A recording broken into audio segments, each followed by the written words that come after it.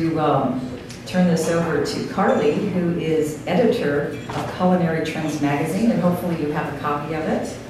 Carleigh has contributed to various publications such as Every Day with Rachel Ray, Chicago Magazine, and 944 Magazine, and most recently covered China's emerging wine country for the travel wine series Wine Portfolio on CNBC World. After exploring the culinary cultures of Chicago, Baltimore, Washington, D.C., New York, and Paris, and you're really in the travel industry, aren't you? From the resident's perspective, Carleigh's passion for food and wine inevitably led her to the Epicurean Mecca of San Francisco, where she fills her days with everything and anything related to the California and Las Vegas dining scenes as the executive editor of Culinary Trends Magazine. Join me in welcoming Carleigh.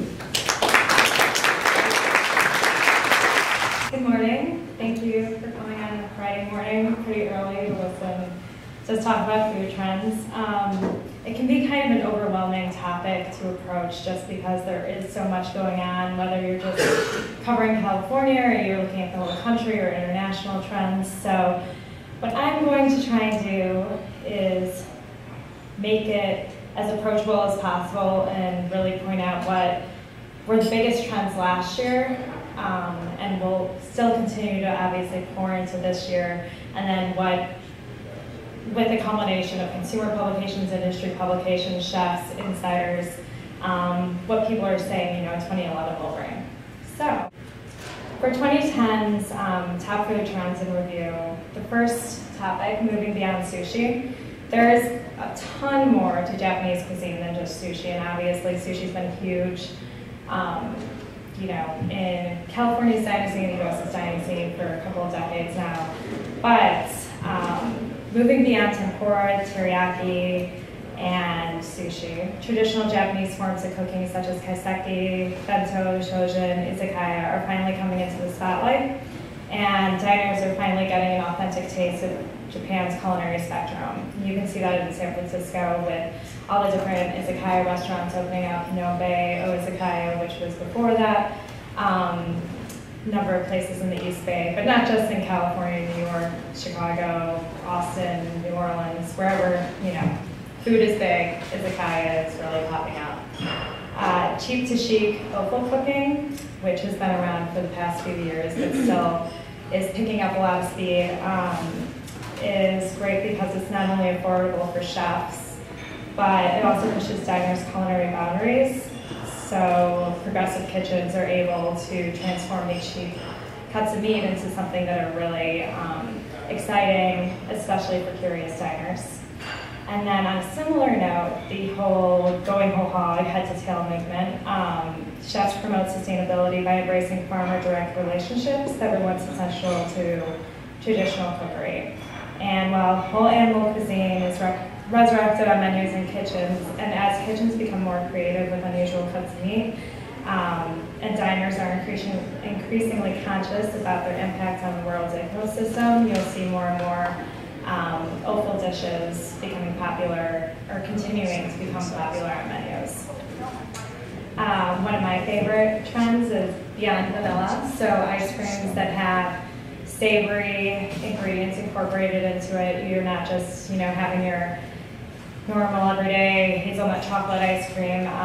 Experimenting with the not so sweet side of ice cream is really big right now, and diners are loving it. Humphrey Slocum in San Francisco has an amazing foie gras sandwich, ice cream sandwich that I highly recommend if you have time to go down to the Mission at any point while you're in the city if you're not from the area.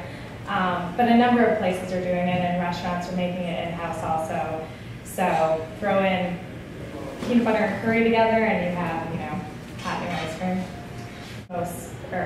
Let's say a decade or two ago, when ethnic cuisines and international cuisines were introduced, the aggressive flavors were toned down a bit for the American palate, but I think diners are really wanting the real deal as if they were visiting that country. Southern flavors, obviously huge trend, fried chicken, waffles, all that going on, grits, and doesn't seem to be dying down anytime soon either.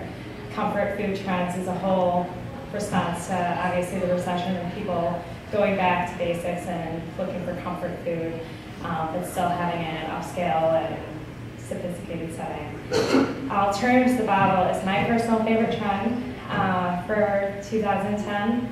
Its keg wine is really becoming big on both of the coasts. It still hasn't found its footing as much in between, but beer is really beginning to having to show the path with free-flowing wine because it is not only affordable, more affordable for the customers, but obviously for the restaurant operators, keg wine is a great way to, not have to lose all that money on a bottle of wine that doesn't end up being drunk after someone has opened it, and no one else orders the last 3 glasses. Flavor-forward seafood is also a great trend. Diners are more open to the bolder flavors of mackerel, trout, grouper, and other fish varieties. And whether they're fried, grilled, broiled, chefs are really opening up diners' eyes to a totally different world of seafood. It's not just your, tuna tartare and swordfish steak that diners are looking for when they're on, going out to eat. So, and then from base to plate, which is the flower trend, is very big right now. Also, and this went through 2010 also. I'm going to move on to the 2011 forecast. What's really big is the emergence of the foraging chef. So chefs that are in light of the locavore movement and the increasing interest of self-scavenging has spread to restaurants. Even if chefs don't have the time to personally hunt for ingredients, many kitchens are sourcing items from items such as truffles, huckleberries, and nettles from professional and mature foragers alike. So the foraging chef is really going to be